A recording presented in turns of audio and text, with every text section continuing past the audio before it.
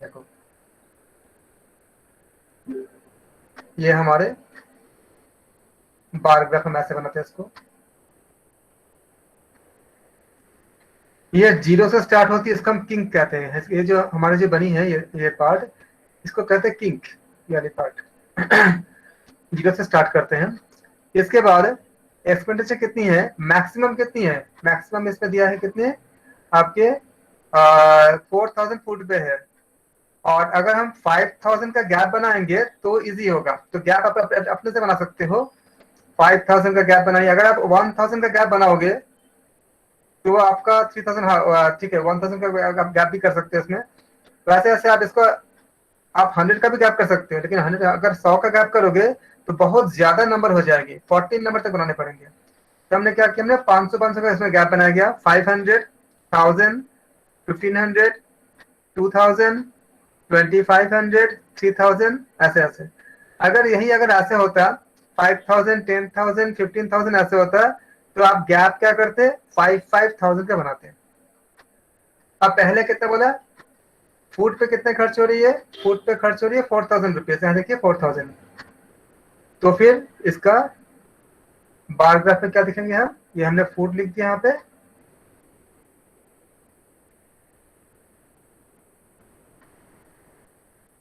और फूड कहाँ तक जाएगा, 4,000 तक गया, तो हमने क्या किया, इसको 4,000 कर दिया हमने।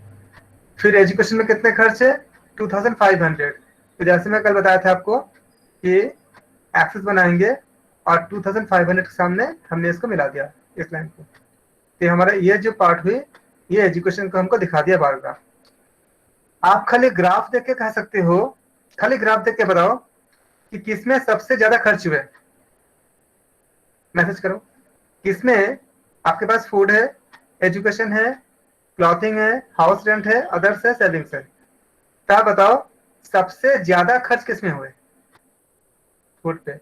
सबसे कम खर्च किसमें हुए,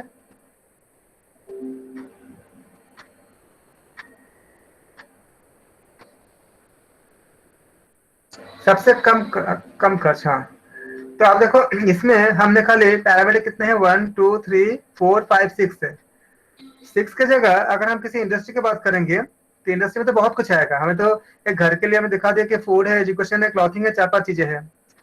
एक इंडस्ट्री में बहुत से, किसी कंपनी में या किसी गवर्नमेंट का अगर कुछ हमको देखना होगा, या किसी अस्पताल में कितने तरह के, बहुत बड़ा आपका मतलब अगर अस्पताल हो जैसे एम्स की तरह, कितने तरह के पेशेंट आ रहे हैं एक साल के अंदर, उनको देखना अगर होगा, तो अगर इतने आपका ब्रांचेस है मेडिकल के, अगर सबको ऐसे काउंट करेंगे तो मुश्किल होगा, और सही भी नहीं हो सकता, इसमें गलती हो जाए।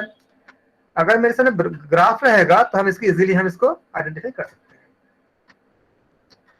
अगला क्वेश्चन 4 में, 4 में आए। 4 को आप खुद बताओ। 4 क्वेश्चन आपके सामने है, एग्जाम्पल 4, और जो सोल्यूशन दिया गया है आप मुझे करके बताओ, आपको कोई डाउट है इसमें है। एग्जाम्पल 4 पूरा मैंने कंप्लीट दे दिया, क्वेश्चन भी है, ग्राफ भी बनाया गया है। आप खुद रीड करो, क्योंकि आपको रीड करके खुद समझ में आने का एक कौशल आना चाहिए। आप देखो खुद रीड करके, किसी को कोई डाउट है। इसे बताया गया है, the following tables are given for the frequencies of most commonly used letters AEIORTU from the page of a book. represent the above information by the bar graph। ये ग्राफ मैं आपके सामने रख रहा हूं, आप इसको स्टडीज करो, देखो कैसे ग्राफ कैसे बनाया गया है, और मुझे बताओ कि आपको पूरा क्लियर हुआ कि नहीं हुआ। अगर किसी को नहीं होता तो मैसेज करेगा। 1 मिनट का टाइम, ग्राफ आपके सामने है, आप खुद स्टडी करो।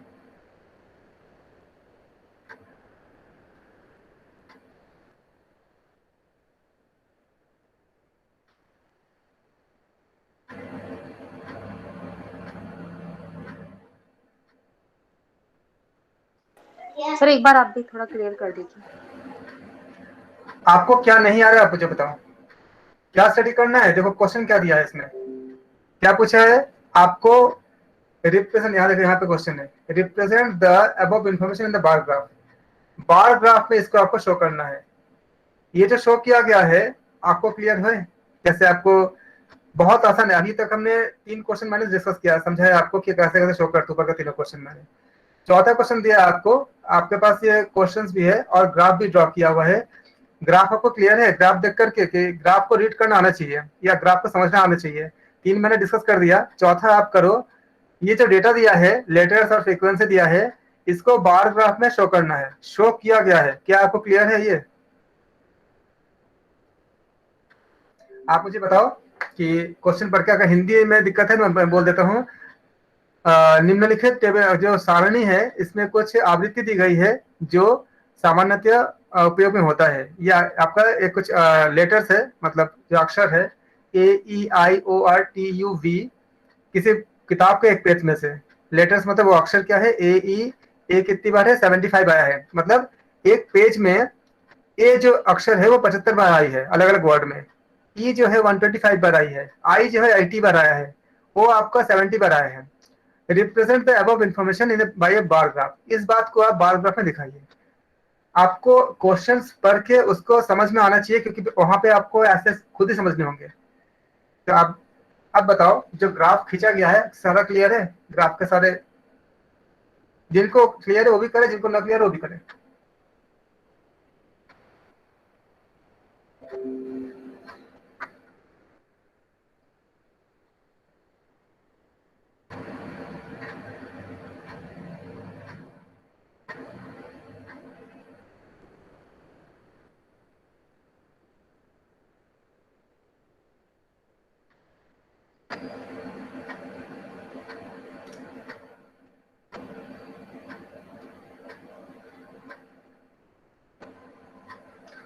ठीक है, ऐसा कोई है जिसको क्लियर नहीं हुआ हो? सबको क्लियर हो गया? मैं बोल देता हूँ। आपको आना चाहिए ग्राफ को रीड करना। मुझे बोलना अब नहीं चाहिए, मैं फिर भी मैं बता रहा हूँ। आगे का क्वेश्चन आप खुद रीड करोगे, क्योंकि आपको ग्राफ खुद ही रीड करने होंगे। 75, 125, 80, 70, 80, 95, 100। आप क्या देख रहे हो? गैप करीब करीब आपका जो है, अगर आप 10 का गैप लोगे तो सही रहेगा, क्योंकि आपका उसी के बीच में आ रहा है। और मैक्सिमम नंबर कितनी है आपका? मैक्सिमम 95 है, यानी मैक्सिमम 125 है। यानी कि आपका अगर जो होगा वो 130 तक अगर लोगे तो आपका हो जाएगा पूरा। तो आपने क्या किया, फ्रीक्वेंसी के लिए ये आपने ड्रॉ किया 0 से 10, 10 से 20, 20 से 30, 30 से 40, 40 से 50, 50 से 60 करते करते 125 से 130, आपको 130 है, क्योंकि उसके हाईएस्ट वैल्यू 125 है। अब देखो, ए आपका क्या पैरामीटर क्या हो गया? आपका ए हो गया। तो ए को हमने स्लैब में डाल दिया। ए का फ्रीक्वेंसी कितनी बार है? 75 आई है। 75 किसके अंदर आता है?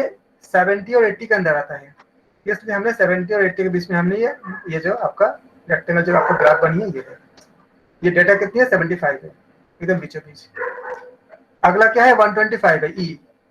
तो 1 सेंटीमीटर छोड़ देंगे, फिर हम एक और रेक्टेंगुलर हमने ऐसा स्लैब बनाया। ई कितनी है? 125। किसके बीच में आएगा? 120 और 130 के बीच में आएगा। तो ये हमारा बीच का पॉइंट है।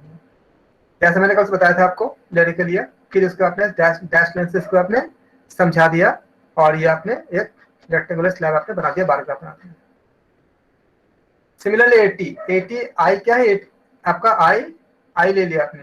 कितने हैं आई? 80 मतलब ठीक 80 के सामने आप लाइन ड्रॉ करोगे, तो ये आपने सामने ड्रॉ करते हैं। सबको क्लियर है? ऐसा कोई है और किसी को कोई डाउट तो नहीं होगा इसमें? हो जाएगा।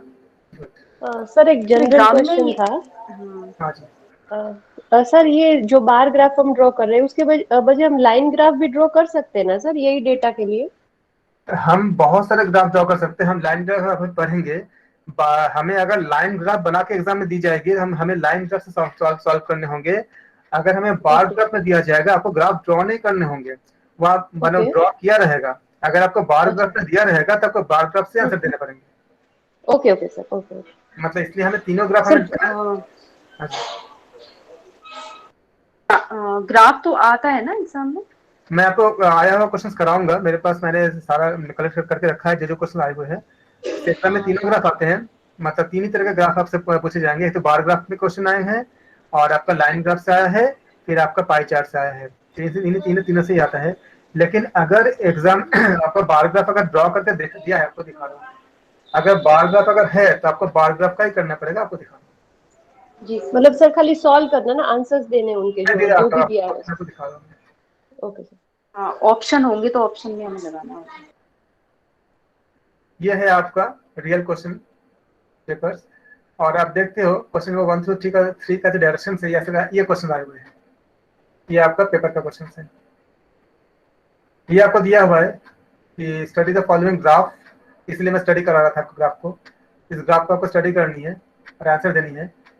या 3 आपको शेप दिया गया है, या इसका मतलब बताया गया है ड्यू ड्रॉप। ये अलग अलग अलग कलर से दिया जाता है, क्योंकि मेरे पास इसमें मतलब वो शेडेड नहीं था, तो हमें ब्लैक एंड व्हाइट दिख रहा है इसमें। ऐसा ऐसा कलर, जैसे व्हाइट क्या दिखा रहा है आपका, ड्यू ड्रॉप दिखा रहा है। ऐसे आपका जो आपका सेमी शेडेड जो है वो आपका कुल से दिखा रहा है। ऐसे आपका थर्ड जो एकदम ब्लैक है, इसका एक ऐसा कोई भी आपको पैरामीटर दिखा सकता है। पेप आप दिखा रहा है। अब इसमें पूछा गया है in which year was the sale of paper is maximum, किस ईयर में आपका मैक्सिमम होगा। तो इसी चीज को मैं समझाने के लिए आपको पूछ रहा था अभी, बताओ कि कौन सा मैक्सिमम है कौन सा मिनिमम है।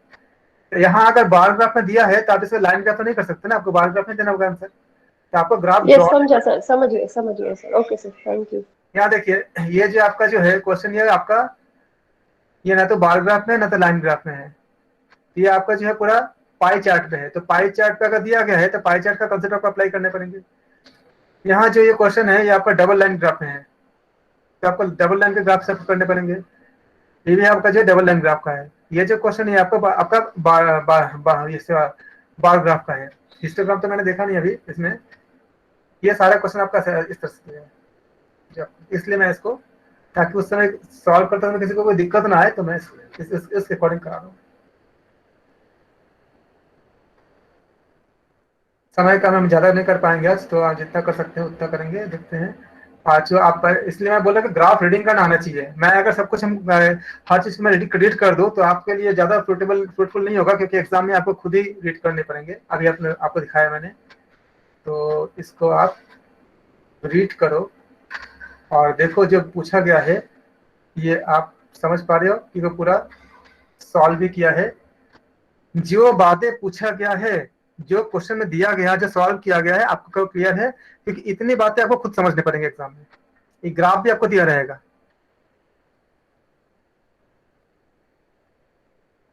Expenditure of an on an मैं इसको पढ़ देता हूँ। Expenditure on education of a country during the 5 years period 2013 to 17 in crores of rupees is given. मतलब किसी देश में एजुकेशन में जो खर्च हुए हैं 5 साल के अंदर, 2013 से 17 के बीच में, वो करोड़ रुपए में दिया गया है। करोड़ मतलब 240 अगर लिखा है, मतलब 240 करोड़ रुपए खर्च हुए हैं। तो एलिमेंट्री एजुकेशन, प्रारंभिक प्राइमरी शिक्षा जो है, उसमें आपका 240 करोड़ रुपए खर्च हुए हैं। सेकेंडरी में 120 खर्च हुए हैं। यूनिवर्सिटी एजुकेशन में 190 खर्च हुए हैं। टीचर ट्रेनिंग में, अच्छा यहाँ पे देखिएगा, अगर आपको मान लीजिए कि हिंदी समझ नहीं आ रही है, सेकेंडरी एजुकेशन क्या है समझने की जरूरत नहीं है।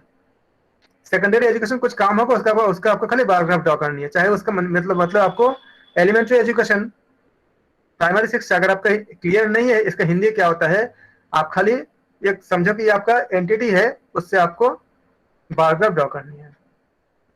आप बताओ इसमें बायोग्राफ जो ड्रॉ किया आपको क्लियर है कि नहीं है। ग्राफ रीड करो। ये अगर ड्रॉ करना है, आप एक कॉपी पेन लेकर बैठ सकते हो और ड्रॉ भी कर सकते हो साथ साथ में, या स्क्रीनशॉट ले लो। मैंने एकदम बेसिक क्वेश्चंस को मैंने सिलेक्ट किया है, ये जिससे आपको बहुत अच्छे से समझ आ जाए। बहुत ही बेसिक क्वेश्चन है ये। मैसेज करते जाएं, आपको क्वेश्चन एग्जाम्पल 5 देके, खाली क्वेश्चन 5 देख के आंसर दीजिए कि आपको क्लियर है कि नहीं है। ये तो मुझे समझ नहीं आता, क्योंकि मैसेज में काफी पहले से लिखा होता है। एग्जाम्पल 5 लिख के बताइए कि क्लियर है कि नहीं है। किसी को डाउट है तो बताएं। आप लोग बाद में बताएं, क्योंकि बाद में जब बताओगे तो फिर मैं वापस नहीं आ पाऊंगा। हाँ, वो क्वेश्चन थोड़ा सा ब्लर था, इसमें मैंने ज्यादा अच्छे से बनाया था इसको। ये क्लियर है सबको। 6 वाले बताइए क्लियर है। तो ये मेरा लास्ट क्वेश्चन है, फिर हम बताएंगे, दूसरे में जाऊंगा, लाइन वगैरह में जाऊंगा। मैसेज में 6 लिखिएगा और बताइएगा क्लियर है कि नहीं है। कोई अगर है जिसको ग्राफ नहीं पता चल रहा है तो बता दे। और ये लास्ट क्वेश्चन है, मैं इसके बाद लाइन पे जाऊंगा। ठीक है, अब हम बात करते हैं कि आपका लाइंस का लाइन ग्राफ। लाइन ग्राफ में क्या होता है कि हमने एक्स एक्सिस वाई एक्सिस के बारे में हम कल बात कर चुके हैं, और मुझे उम्मीद है कि आप लोगों को बहुत अच्छे से समझ आ गया होगा। लाइन ग्राफ में हमको डेटा दिया होता है, जैसे मान लीजिए एक लाइन ग्राफ के बारे में बताया गया। इसमें हम क्या करते हैं, इसमें सिंपल लाइन ग्राफ भी हो सकती है और मल्टीपल लाइन ग्राफ भी हो सकता है। मतलब एक ही एक्सिस में एक लाइन ग्राफ अगर होता है उसको हम सिंपल लाइन ग्राफ कहते हैं, और अगर एक से ज्यादा अगर लाइन ग्राफ होता है तो उसका मल्टीपल लाइन ग्राफ कहते हैं। जैसे सिंपल लाइन ग्राफ आपको बताया गया गया इसमें, ये following graphs represent the growth of non plan revenue expenditure. तो करोड़ रुपए में आपका है डेटा है, क्या दिखा रहा है इसमें, वाई एक्सेस दिखा रहा है, क्योंकि करोड़ हजारों करोड़ में है तो 2000 करोड़, ये आप देख रहे हैं इसमें 2000 करोड़, 4000 करोड़, 6000, 8000, दो हजार का गैप पे ये वाई एक्सेस में हमने डेटा को लिया हमने। और ये कब है, 1996 का है, फिर हम 1997, 98, 99, 2000 ऐसे हम इसको देखा।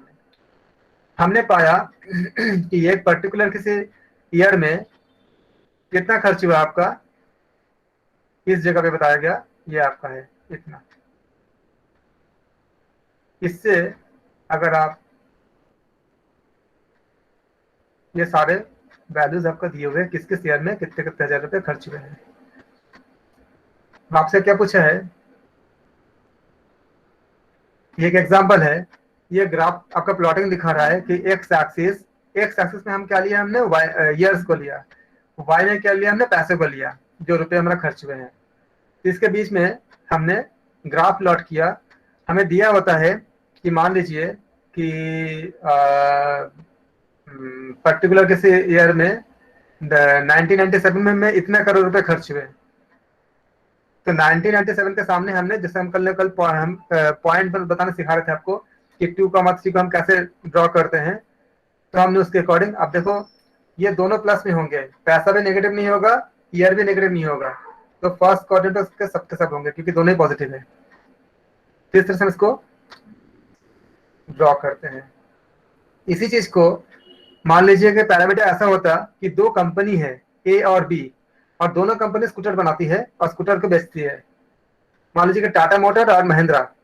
तो दोनों के बीच में अगर ग्राफ बनाएंगे कि महिंद्रा ने किसी खास मॉडल को किस पर्टिकुलर हर साल में कितना बेचा है, उसका आपका लाइन ग्राफ बनाया गया, और टाटा ने उसी का समकक्ष दूसरा अपना कार है उसको कितना बेचा, तो उसको एक ही साथ कंपेयर करने के लिए क्या करेंगे, हम दोनों का ग्राफ हम बना देंगे। उस समय हो जाएगा आपका मल्टीपल ग्राफ हो जाएगा। तो खाली ग्राफ से देख के हम कह सकेंगे कि जो ग्राफ जितना पीक ऊपर जाएगा मतलब उसका सेल उतना ज्यादा होगा। जो रुपए का जगह पे हम यहाँ लिख देंगे, सेल लिख देंगे, कितना कितना सेल हुआ है। तो इससे खाली क्रिकेट में भी ऐसे ही दिखाता है। हाँ जी, क्रिकेट में भी ऐसे ही दिखाता है दोनों टीमों का। हाँ जी, क्रिकेट में भी ऐसा होता है। इसमें लाइन ग्राफ भी बनता है, उसमें आपका हिस्टोरिकल ग्राफ भी बनता है, और आपका बार ग्राफ भी बनता है, पाई चार्ट भी बनता है। सबके अपने अपने मतलब वैल्यूज है। तो जब बार ग्राफ है, बार ग्राफ देखने के लिए किसी को जानने की जरूरत नहीं है। अगर कोई इसको थोड़ा सा कलर कर दोगे बार ग्राफ को, एक अनपढ़ आदमी भी जो है, इंसान भी जो है, उसको आइडिया लग जाएगा कि हाँ क्या बताना चाह रहा है। लेकिन जो लाइन ग्राफ है इसमें थोड़ी सी जानकारी की जरूरत होगी कि पॉइंट ऑफ इंटरसेक्शन क्या है। इसमें आपका अभी तो मैं इसमें बात नहीं कर रहा, थोड़ा सा आपने पूछा था, मैंने बता रहा हूँ उसमें। अगर आपको मैथमेटिक्स की थोड़ी सी अच्छी जानकारी है तो टैन थीटा होती है ट्रिग्नोमेट्री में, हम इसको टैन थीटा मतलब स्लोप होती है, इसको स्लोप कहते हैं। और इसका फॉर्मूले का फॉर्म होती है y equal to mx plus c के फॉर्म में होती है, अगर आप मैथमेटिक्स को जानते हो तो। और इस फॉर्म में हम इसको सॉल्व करते हैं इसको। तो जब हमको चाहे क्रिकेट का मैच हो चाहे कोई भी चीज हो, तो एक्चुअली हमको उतना देखना भी नहीं पड़ता। तो y equal to mx plus c होती है, और इसके जो इक्वेशन होती है वो डेरिवेटिव का निकालते हैं, d d x of y करते हैं इसके लिए। तो ये जो फर्स्ट डेरिवेटिव होगा ये आपका पहला स्लोप कहलाएगा, इसके जरिए हम इक्वेशन निकालते हैं। उसके लिए फॉर्मूला होता है आपका y minus y one is equal to y2 minus y1 by x2 minus x1 into x minus x1। तो यहाँ हमें इसको पढ़ना नहीं है। इसके जरिए हम स्लोप निकालते हैं। स्लोप के जरिए हमें एग्जैक्टली पता चल जाता है बहुत माइन्यूटली कि किस किस दिन में क्या क्या हुआ है, कहाँ पे क्या कम घाटा या फायदा हुआ है। हर कंपनी का ये रहता है। मान लीजिए कि एलजी और सैमसंग है, वो टीवी तो सेल कर रहा है, तो हम उसमें अगर दो कंपनी का हमें कंपेयर करने होंगे तो हम दो हमारे एक ही आपका मतलब ग्राफ में दो लाइन आ जाएंगे। तो हम देखेंगे कि दो कंपनी में से कौन कैसे कम्पीट कर रहा है।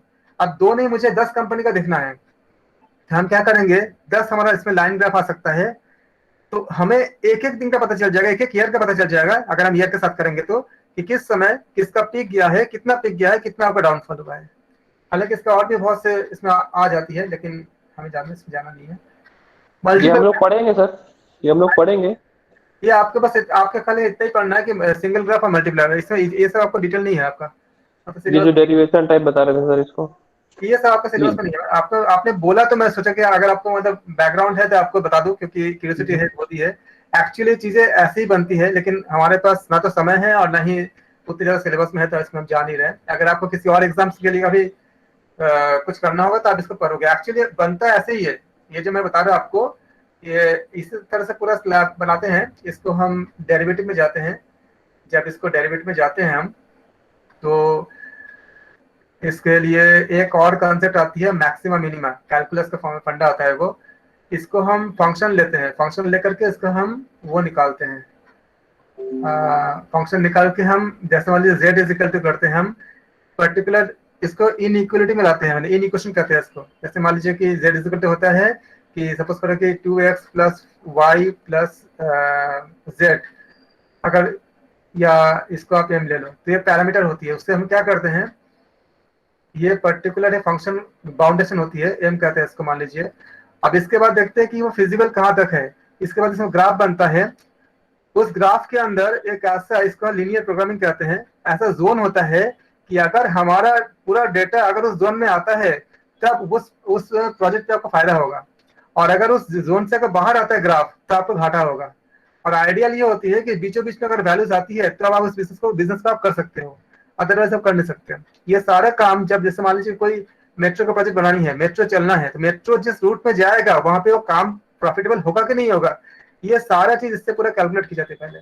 कोई भी बड़े काम, अगर रेलवे का भी कुछ बनानी है या किसी भी ऐसे कोई मान लीजिए कि आप रिलायंस, मान लीजिए कि आप जानते हो कि दिल्ली में कई जगह रिलायंस अपना वो मतलब नेटवर्क खोला हुआ है आपका, इसमें ब्रॉडबैंड का सबका, तो कहाँ कहाँ पे खोलने से उसका फायदा होगा, कहाँ पे घाटा होगा, इसका बहुत इन सबसे कैलकुलेशन की जाती है। इसलिए हर जगह रिलायंस का जो है ऑप्टिकल फाइबर अगर बिछाता है बहुत खर्च आती है। ये सारे फिजिकल रीजन में उसको स्टडी करते हैं। अगर स्टडी गलत होगी तो बहुत बड़ा घाटा होती है। जैसे रिलायंस को हो गया था, रिलायंस ने जो मेट्रो खोला था, मेट्रो जो शुरू किया था, उसको मतलब बहुत घाटा हो गया था, बंद करना पड़ा। फिर डीएमआरसी ने उसको मतलब टेक ओवर कर लिया था। डीएमआरसी को भी ज्यादा फायदा नहीं हो रहा था क्योंकि वो स्टडी ही गलत था। ये तो आपको जो बता रहे हो तो खाली एबीसीडी है खाली, इसके तो बहुत कुछ इसके ऊपर है। ये मल्टीपल एंड को मैंने समझा दिया आपको कि एक ही चीज किया। जैसे स्कूटर का ही है, आप देखो प्रोडक्शन ऑफ स्कूटर है कि 1900 ए और बी दो कंपनी है। हम देखते हैं कि जैसे एक कंपनी बजाज ले लो, एक कंपनी आप कोई और ले लो जो बनाती है, हीरो होंडा ले लो। तो दोनों कंपनी का आप इसमें ग्राफ दिखाया गया है। अलग करने के लिए हमने एक को बीच में व्हाइट कर दिया, एक को डार्क कर दिया। आप इसको कलरफुल भी कर सकते हो, जैसे कि ब्लू कर दिया, ब्लैक कर दिया, ऐसे कर सकते हो। क्या देखते हो आप इस ग्राफ से कि स्टार्टिंग में कौन अच्छा कर रहा था। इसका मान लो कि हम हीरो होंडा कर लेते हैं, इसको हम बजाज कर लेते हैं। तो पहले आप क्या देख रहे हो कि हीरो होंडा बहुत अच्छा सेल कर रहा था। एक ही टाइम पे अगर मुझे सेलिंग को देखना होगा, मान लीजिए तो हम देखते हैं सेलिंग कहाँ पे आएगा। जैसे लाइन कैसे बनाते हैं, इस लाइन को हम ऐसे 1990 को हम ऐसे दिखाते हैं, वर्टिकल लाइन दिखाते हैं। आप कितने सेल है इसका, कहाँ कट करती है, 4000 पे, 4000 नहीं ऊपर कट करती है, करीब करीब आपका 450 में कट करती है। तो मान लीजिए कि हीरो होंडा अगर है तो 1991 में 1990 में कितना 450 यूनिट उसने सेल किया था। उस समय बजाज कितना किया था, ये देखो नीचे करीब 270 के आसपास, 275 के आसपास। खाली इसको देख के हमें पता चल गया जिस जगह दोनों कट करता है पॉइंट ऑफ, इसको कहता है पॉइंट ऑफ इंटरसेक्शन। इसका मतलब उस जगह पे दोनों बराबर बराबर सेल किया उस समय में। इसका मतलब क्या हुआ कि पहले हीरो होंडा बहुत अच्छा काम कर रहा था, बजाज का धीमे चल रहा था। इसमें कितना काम कर रहा है देखने के लिए हम क्या करते हैं, इससे पैरेलल लाइन ड्रॉ करते हैं, इसका एंगल थीटा मान लेते हैं सपोज कीजिए। हालांकि आपका सिलेबस में नहीं है, खाली बस समझा रहा हूं बताने के लिए। इसी का हम टैन थीटा निकालते हैं, स्लोप बता रहे थे मैं। ये स्लोप जितनी जिसकी ज्यादा होगी उसका मतलब आपको उतना ग्राफ देखने की जरूरत नहीं है, आपको खाली स्लोप दिया जाएगा। मान लीजिए स्लोप एक जगह दिया गया 1.2 दिया गया है, और बी के लिए आपका टैन थीटा का एम बी कहते हैं, टैन थीटा को दिया गया है मान लीजिए कि 0.9। तो आपको ग्राफ भी देखने की जरूरत नहीं है क्योंकि टैन थीटा का वैल्यू 1.2 है, तो उसका आपका सेल ज्यादा है। और अभी तो आपको खैर इससे आपको स्लोप नहीं करना होगा, आपको ग्राफ देखना है। तो ग्राफ में आप देखते हो जो जितने ज्यादा ऊपर के जिसका एंगल ज्यादा होगा उसका बिक्री ज्यादा है, क्योंकि वो उतनी ज्यादा आपका सेल कर रहा है। तो हमने क्या देखा ग्राफ से कि अगर जो बजाज है जिसका मैंने बी मान लिया, इसका सेल क्या था, पहले कम था, फ्लैट दिखा रहा है क्या कि कोई ग्रोथ नहीं है। ग्रोथ नहीं मतलब फ्लैट है पूरा, उसमें कुछ भी आपका मतलब बिक्री एक महीने में जितना, मान लीजिए जनवरी में जितना बिक्री हुई, फरवरी में उतनी हुई, मार्च में उतनी हुई, कोई ग्रोथ नहीं है। एंगल आगे बढ़ना मतलब ऊपर की तरफ जाना मतलब ग्रोथ ज्यादा हो रही है। इसके बाद क्या देखा हमने कि वर्टिकली नीचे गिर गया। इसका मतलब क्या हुआ कि बजाज कंपनी का जो सेल बहुत तेजी से नीचे गिरा। हम अक्सर सुनते भी है कि सेल नीचे गिर रहा है, सेल नीचे के ऊपर से कोई पत्थर नहीं गिरेगा, ये एंगल डेप्रिशिएट हो रहा है, मतलब ये एंगल थीटा जो एंगल है वो आपका नेगेटिव जा रहा है, नीचे की तरफ जा रहा है। इसका मतलब इसका सेल बहुत कम हो गया। ये दिखा रहा है कि हीरो होंडा जो है अपना सेल को मेंटेन रखा, ना ज्यादा हुआ ना कम हुआ। उसके बाद दिखा रहा है ये ग्राफ कि इस एकदम वर्टिकल गिरने के मतलब बहुत बोलते हैं ना वर्टिकल गिरा, वर्टिकल गिरा मतलब एकदम ऐसे कोई सेल नहीं है। इसीलिए अक्सर हम बात हम इस्तेमाल भी करते हैं यार उसका तो वर्टिकल फॉलो हो गया, मतलब उसका कुछ भी डेवलपमेंट नहीं हुआ। वर्टिकल अगर नहीं हुआ है, अगर इस तरह से एंगल जैसे ये दिखा रहा है ऐसे अगर नीचे की तरफ आता है मतलब थोड़ा सेल हो रहा है लेकिन सेल बहुत घटता जा रहा है। ये पॉइंट दिखाता है कि इस जगह पर मान लीजिए लोवेस्ट पार्ट है कि हीरो होंडा अपने पूरा साल भर में, मान लीजिए एक समय ऐसा था जब उसने खाली तीन साइकिल खाली बेचा है उसने, उसने खाली मोटरसाइकिल उसने सेल किया। तो ये दिखा रहा है कि ये सबसे लोएस्ट पार्ट है। और बजाज दिखा मतलब खाली एक सेल किया, तो यहाँ पे दिखा रहा है जो फ्लैट लाइन है इसका मतलब कोई ग्रोथ नहीं हुआ। उसके बाद ये पार्ट दिखा रहा है कि हीरो होंडा जहां पर है वहां से भी वो आगे बढ़ा, ग्रोथ जो बेहतर हुआ, बजाज का भी ग्रोथ बेहतर हुआ। लेकिन अल्टीमेटली पूरा जो सेल है बजाज का वो हीरो होंडा से कम रहा, क्योंकि यहाँ से देखो ग्राफ से अगर मिलाओगे ये करीब 400 के पास आके मिलती है, और इससे मिलाओगे ये करीब 500 के पास मिलती है। मतलब अल्टीमेटली प्रॉफिट किसका था, हीरो होंडा का था। पूरा इसका आप समझ गए पूरा कि हमने कैसे क्या किया, सिर्फ सिंपल है ग्राफ को देख करके। स्टडीज यहाँ से बेसिक लेवल से शुरू होती है, हालांकि स्टडीज करने के और भी बहुत सारे इसके बाद एडवांस मेथड होती है। हम एक कॉफिशिएंट निकालते हैं, उससे कहते हैं कॉल्ड पियर्सन कॉफिशिएंट कहते हैं, उसके जरिए हम बहुत सी चीज निकालते हैं, उसमें इसकी प्रोबेबिलिटी निकलती है, काफी चीज निकलती है, लेकिन हमें पढ़ना नहीं है सब चीजें। एक क्वेश्चन आप देखो, यहाँ से हम क्वेश्चन आपको मैं बताता हूँ कि कैसे क्वेश्चन इस तरह के पूछे जाते हैं। देखो अभी तक जो बताया सबको क्लियर है, मैसेज करें प्लीज। सबको क्लियर है?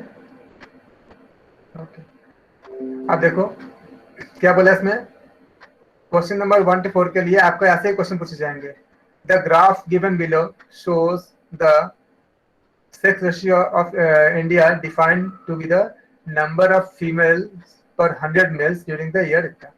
इसमें क्या होता है, हम देखते हैं कि इंडिया में 1000 मेल के पीछे कितने फीमेल है, सेक्स रेशियो कहते हैं इसको।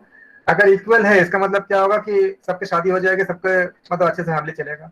कम ज्यादा होगा तो दिक्कत होगी, बहुत ज्यादा अंतर आ जाएगा तो बहुत ज्यादा दिक्कत हो जाएगी, थोड़ा बहुत तो चलता रहता है। तो आप क्या देखा इसमें कि 1901 ये पहला, 1911, 21, 31, 41, 51, 61, 71, 81, 91। इस ग्राफ से आप एग्जैक्टली कह सकते हो कि किस समय इसका उतार चढ़ाव हुआ। क्या था पहले देखो, इससे पूछा गया है इस ग्राफ से हम क्या रेट करते हैं, 1901 में इस लाइन को आप आगे बढ़ाओ, कहाँ कट करती है ग्राफ, इस जगह कट करती है, इसके साथ आप इस पॉइंट को लेफ्ट की तरफ जाओ, ये जिस पॉइंट पे मिट करेगा, कहाँ पे मिट करेगा, 98 और 96 के बीच में, मतलब 97, यानी कि सेक्स रेशियो क्या था आपका, 97 के आसपास था, यानी कि अगर हम ये कह सकते कि 100 मेल के पीछे 97 फीमेल्स थे। तो what was the nearly number of male पर 1000 फीमेल इन 1921 इन इंडिया। तो बताइए कि इसमें इस ग्राफ के जरिए लगभग नंबर ऑफ मेल पर 1000 फीमेल पे, अगर 1000 फीमेल होते हैं तो उसमें मेल कितने होंगे, किसमें, 1921 में। तो 1921 किसमें है, ये पार्ट है। आगे देखो ग्राफ उठाओ, चलो देखो कहाँ कट करती है, इस पॉइंट पे, ये पॉइंट कहाँ मिट करती है, 96 के साथ मिट करती है। तो क्या हो जाएगा फॉर्मूला हमारा, 100/96 इंटू 1000, क्योंकि हम पर 1000 निकाल रहे हैं। इसको सॉल्व करेंगे तो इतना, यानी कि इंसान की संख्या कभी पॉइंट पे नहीं आएगा, तो लगभग 1042 यानी 1042, 1000 लड़कियों के साथ 1042 लड़के थे। तो इस समय हमने देखा, हमने ये 1921 के लिए पूछा था, तो हमने ये मान पाया। इसका मतलब ये जो पार्ट है, हम डेटा गवर्नमेंट क्या क्या स्टडी कर रही है कि लगभग लगभग बराबर है, थोड़ा सा ऊपर नीचे है, लेकिन अभी कहीं कहीं कहीं किसी किसी जगह पे ये 800 तक पहुंच गया है, इससे उससे या उससे नीचे पहुंच गया, मतलब कि 800 लड़कियों लड़की है 1000 लड़कों के लिए। अगर ये रेशियो गवर्नमेंट इस समय इस सब डेटा को देखकर ही जो बैन लगाया गया है कि आप अल्ट्रासाउंड नहीं कर सकते हो, या भ्रूण हत्या आपका मतलब अपराध है, क्यों किया गया, अगर ऐसा और नीचे गिरेगा, भगवान ने करे अगर 600-500 के आसपास आ जाए 1000 लड़कों के पीछे, तो समाज व्यवस्था पूरी बुरी तरह से मतलब आपका चरमरा जाएगा। बहु मतलब मल्टीपल मैरिज, मतलब एक के लड़की होंगी और उसके साथ कई पुरुष का मतलब शादी का प्रथा आ सकती है, अगर ऐसा स्थिति बहुत ज्यादा आगे आई तो, या फिर पॉपुलेशन का प्रॉब्लम हो जाएगा, मतलब अगर शादी नहीं होगी तो पॉपुलेशन प्रॉब्लम होगा, और अगर सबके सबके शादी में इतनी ज्यादा गैप आएगी तो फिर अपराध भी ज्यादा होंगे, क्राइम्स भी ज्यादा होंगे। तो ये सब आपस में बहुत ज्यादा जो है आपका इंटरलिंक होता है। तो इन सबको निकालने के लिए हमें ऐसा डेटा चाहिए होता है, इस डेटा को रिप्रेजेंट करते हैं और गवर्नमेंट इसको इस तरह से एनालिसिस करती है। अगर इसमें पूछा गया कि what was the approximate percent of male in 1951 in India, तो आप इसको हम बता चुके हैं। आप इसमें 1951 के बारे में पूछा गया है, 1951 ये पार्ट है, यहाँ पे है, इसके साथ देखो लाइन खींचो कहाँ जा रही है, यहाँ मिट कर रही है। तो ये कहाँ, इसको इस लाइन को आप ऐसे मिट करो, कहाँ जाएगा, ये 95 पे जाएगा, क्योंकि 96 और 94 के बीच में 95 आएगा, इसलिए 100 प्लस 95 इंटू, ऐसे हम इसको निकालते हैं लाइन ग्राफ को। सबको क्लियर हो गया, ओके।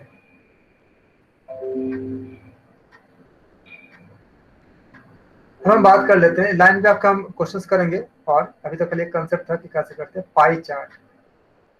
पाई चार्ट के बारे में बताने से, पाई चार्ट हो नहीं पाएगा, पाई चार्ट करेंगे तो फिर क्वेश्चन छूट जाएगी, थोड़ा सा वो भी कर लेते हैं, कल करा दूंगा पाई चार्ट। फिर पाई चार्ट करके कल हम फिर डायरेक्टली हम एग्जाम के क्वेश्चंस करेंगे। आज आप इसे करो, थोड़ा सा ब्रेन शार्प करो।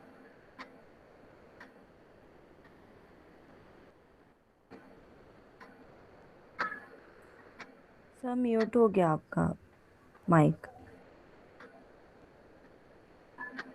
नहीं, मेरा म्यूट तो नहीं है। आ रही सर आपकी आवाज। ओके,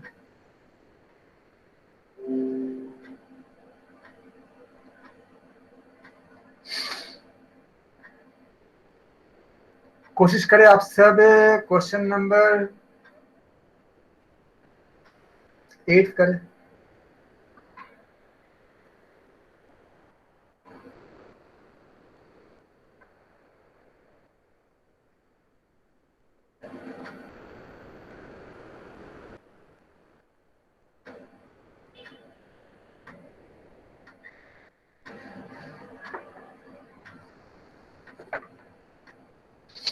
1 मिनट का टाइम आपके पास है।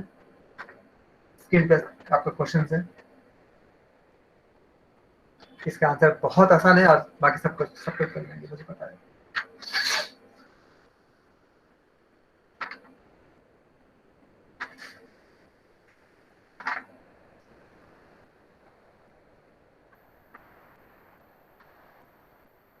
होप कि आपने आंसर दे दिया होगा मैसेज में। मैं चेक करता हूँ मैसेज आपका। 666 वेरी गुड, बहुत अच्छे। लॉजिक तो आपने निकाल ही लिए होंगे, बहुत आसान क्वेश्चन था। हम जब लॉजिक लगाते हैं, मैं ये बता देता हूँ आपको, या तो आप कॉलम में चेक करोगे C1 C2 C3, या तो आप रो में चेक करोगे R1 R2 R3 R4, तो उससे आपको लॉजिक मिल जाएगा। सिंपली अगर आप देखते हो कि 21 माइनस 5 प्लस 7 करते हो तो आपको कितनी होती है? 9 आती है। बस ये लॉजिक है इसका। 8 के बाद 9 करें।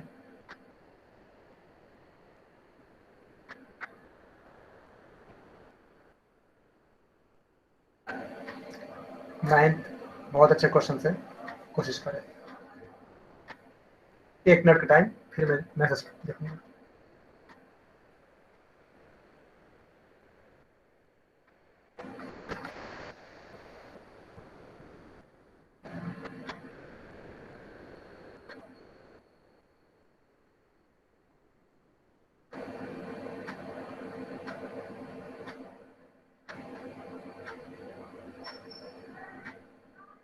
आ गया होगा आपका आंसर। मुझे उम्मीद है आप सब सही आंसर दे रहे हैं, सही जवाब निकाल दें।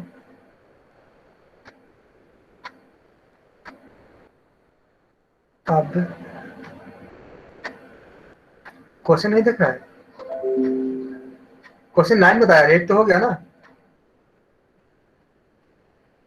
8 तब सॉल्व कर लिया, क्वेश्चन 9 कर रहा है। क्वेश्चन 9 दिख रही है सबको? जूम तो कर दिया मैंने। हाँ जी, शो रहा है। ठीक है।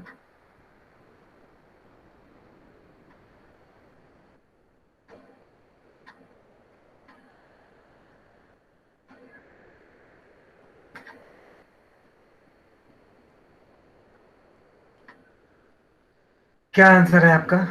डी का 9, D9। सबको क्लियर होगा कैसे 9 है?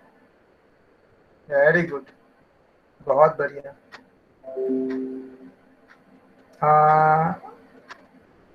विश्वनाथ जी, आप इसका बताइए कैसे निकाला आपने 9?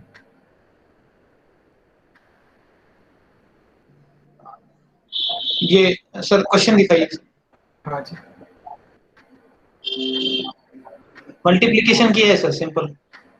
ये 486 divided by 6 into 9 is equal to 9।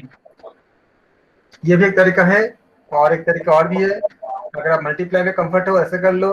Multiply में कंफर्ट नहीं हो तो एक तरीका और है कि आप अगर आप 504 डिवाइडेड बाई 7 करते हो और जो आया फिर इसका अगर डिवाइडेड बाई 6 करते हो, हम कॉलम 1 की बात कर रहे हैं, तो आपका रिजल्ट आता है 12 आती है।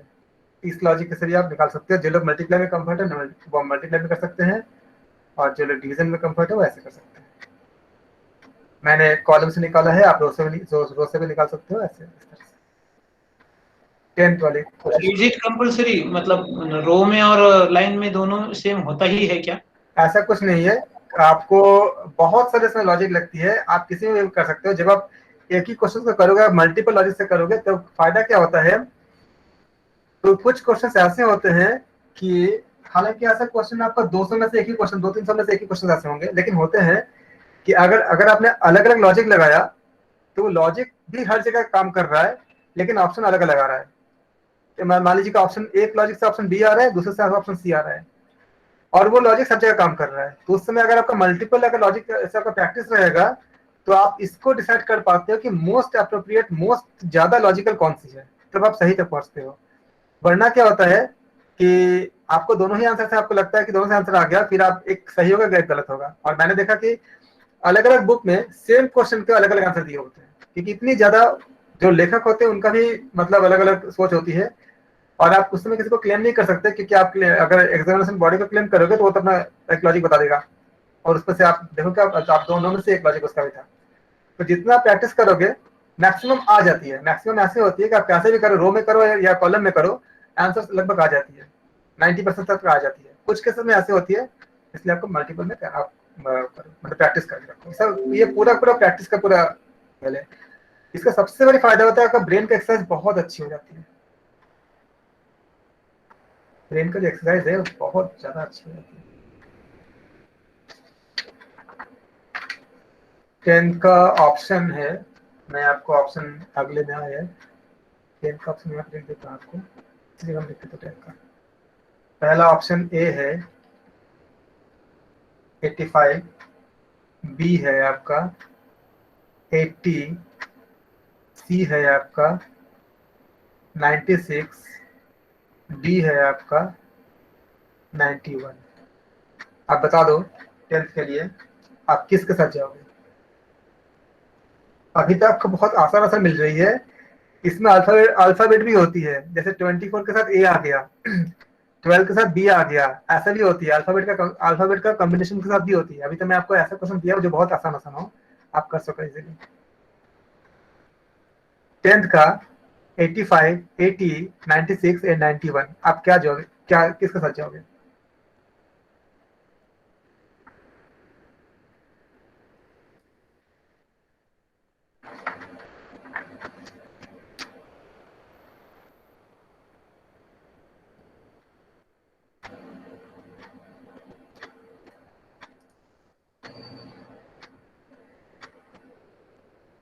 बहुत अच्छा, बहुत अच्छा। रेशमी जी समझाइए कैसे कैसे किया आपने?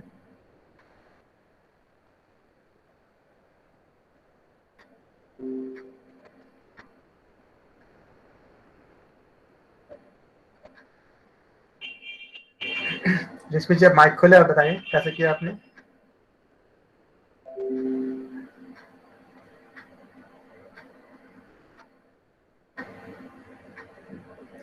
आपकी आवाज नहीं आ रही है, अगर आप बता रहे हैं तो रेशमी जी। विश्वनाथ जी आप यहाँ पे मैसेज मत करिए, मुझे बाकी का पता नहीं चलेगा कि कौन क्या सोच रहा है। प्लीज, मैंने कल भी बताया था, यहाँ पे लॉजिक को मैसेज मत कीजिए, मुझे सबका जानना है कि लोग कैसे कैसे सोच रहे हैं। रश्मि जी आप माइक खोल के बताइए कि आपने कैसे निकाला है इसको। चलिए, इसको अंडरस्टैंडिंग तो बता दिया, कोई बात नहीं, लेकिन आगे से ना बताएं, जब आपसे पूछे तो बताएं, ताकि मुझे सबका पता चले कि लोग कैसे करते फिर हैं। से इसको समझा दो एक बार। हाँ जी, बताइए। ओके, विपिन जी आप बताएं आपने कैसे किया? जी सर। हाँ जी, बताओ। सर 1 + 2 = 3 होगा, 3 × 2 करेंगे तो 6 होगा, और 6 × 4 24 होगा। फिर दूसरे वाले रो में 6 + 12 = 18 होगा, 18 × 2 करेंगे तो 36 होगा, और 36 × 4 करेंगे तो 144 होगा। फिर थर्ड वाले में 16 + 32 = 48 होगा, और 48 × 2 करेंगे तो 96, और फिर 96 × 4 करेंगे तो 384 आएगा। सब लोग सहमत है? बहुत अच्छे बताया आपने, बहुत अच्छा। देखा आपने कितना सिंपल तरीका निकाला आपने, लेकिन इसका करने का जी 2-3 मेथड, कॉम्प्लिकेटेड मेथड दिया आपने, बहुत सिंपल तरीका निकाला। यही होती है, आपका ब्रेन को स्पेस देता है, बहुत अच्छा से मतलब स्टैंड कर सकता है, जैसे हम कहते हैं ना कि। सर हाँ जी, सर मैंने फर्स्ट नंबर को 2 से मल्टीप्लाई किया, उसका जो आंसर आया उसको 3 से किया, उसका जो आंसर आया उसको 4 से किया। देखो आपने अलग अलग लॉजिक लगा दिया ना, मैं इसी को बता रहा था कि ये आप जब करते हो तो आपका ब्रेन कितना स्पेस पाता है। हम लोग अक्सर क्या करते हैं, हम सोचते हैं कि हमारे विचारों को कोई सुने, ताकि हमारा ब्रेन जो एक्सपैंड हो। इसलिए हम लोग जो बात करते हैं, हमारे बात को कोई वैल्यू देता है, तो क्या होती है कि हमें उस तरह से मतलब ब्रेन में काम करता है। आप जब अगर ब्रेन का फंक्शन करोगे, उसमें ग्रे मैटर होता है, कई चीज होता है, लेफ्ट ब्रेन राइट ब्रेन, उसमें बहुत सारे मैकेनिज्म होती है। इसका ये होती है कि आप जब इसमें लॉजिक निकाल रहे हो तो आपको पूरा स्वतंत्र हो, और आपका बात, सबका बात को उतनी वैल्यू है। ये आपको बहुत ज्यादा शार्प करता है। अगर आप 1 घंटा रोज रीजनिंग करो ना, 1 साल के अंदर आपका कैपेसिटी इतनी अच्छी हो जाएगी कि आप खुद अपने आप पे आश्चर्य हो जाओगे कि मैंने इतना ज्यादा ग्रोथ हुआ है। एक क्वेश्चन और करें। सर एक क्वेश्चन कल नहीं निकला था, वो आपने देखा सर? हाँ मैंने बोला था ना, ये 11 टू आंसर था, उसमें आंसर यहाँ पे गलत दिया था मैंने, बोला कल तो बता तो दिया था आपको। Okay okay okay sir. यहाँ जो प्रिंट उसका था, टू ही होगा आंसर। हाँ आंसर 2 ही होगा उसका, प्रिंटिंग यहाँ पे प्रिंटिंग मिस्टेक था। क्वेश्चन नंबर 11 करें, कल ही तो मैंने बता दिया था।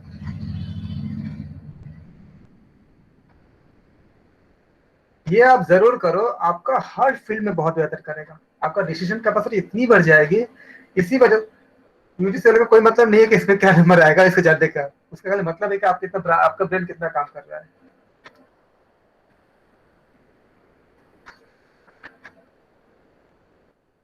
इलेवन को बताइए कितना आंसर आएगा।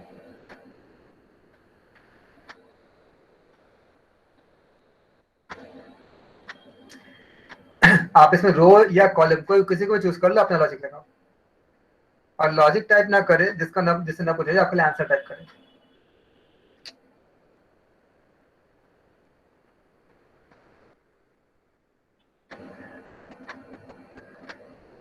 बहुत बढ़िया। मुझे खुशी बहुत ज्यादा इस बात की है, इस बात की तो खुशी है ही कि आप लोग आंसर निकाल ले रहे हो। बहुत ज्यादा खुशी इस बात की है कि आप 1 मिनट से कम टाइम में निकाल रहे हो। ये आपका ब्रेन की एफिशिएंसी को प्रूफ करता है, दिखाता ही नहीं, कल प्रूफ करता है कि आप लोग कितने ज्यादा एफिशिएंट होते जा रहे हो, कितनी बेहतरीन चीजों को आप कर पा रहे हो 1 मिनट से कम टाइम में। मेरा टारगेट है कि आप 20 सेकंड से कम टाइम में करो, क्योंकि ये हो सकता है। हमने 5 सेकंड से कम टाइम तक अचीव कर लिया था, क्वेश्चन पर आंसर निकाला, वहां तक अचीव किया था। हालांकि उसके लिए बहुत चीजें करनी पड़ती है, वो अलग बात है। बहुत सारा ऑलमोस्ट ऐसे शायद कोई बुक बचा होगा जो नहीं किया था। तो आप इसको करो कि 2 आपका आंसर आ गया। हाँ जी, रो में भी है, उसका आपको खुद ढूंढना है। आप स्क्रीनशॉट ले लो, आप कॉलम में, रो में सब पे कर सकते हो। और अगर आपको डिटर्मिनेंट्स आती है, अगर आपको मैट्रिसेस आती है, मैट्रिसेस का प्रोसेस अगर आपको फैमिलियर, अगर आप एडवांस में पढ़े हुए हो, तो आपके लिए बच्चों का खेल है पूरा। ये मैट्रिक्स और डिटर्मिनेंट्स का कॉन्सेप्ट ही बेस्ट होता है। अगर आपको मैट्रिसेस के बारे में पता है, हम ऑर्डर निकालते हैं ये, अगर इसको मैट्रिक्स लेंगे तो ये 3x3 होगा, जिनको मैट्रिक्स के बारे में कुछ पता होगा। तो मयंक जी आप बताएं कि आपने आंसर निकाल दिया ना। अच्छा रेशमी जी आप बताएं, आपने 2 कैसे निकाला? सर नॉर्मल ऐड किया हुआ है। ऐड किया था सर। ठीक है, कोई तो ऐसा नहीं है कॉलम जो नहीं आया होगा, सबको आ गया आंसर। अब मैं आप लोगों के लिए कठिन क्वेश्चन निकालूंगा, क्योंकि आप लोग बहुत जल्दी से निकाल देते हो, बहुत अच्छा, बहुत अच्छी बात है, लेकिन आप लोग का लेवल हाई हो गया है। 18 करो। अब मैं ऐसा क्वेश्चन निकालूंगा जिसमें आपको सोचना पड़े आपको। सर 12 करवा दो आप। अच्छा मेरे दूसरी क्लास का टाइम हो गया, ओके हम मन से बात करते हैं, एक सेकंड।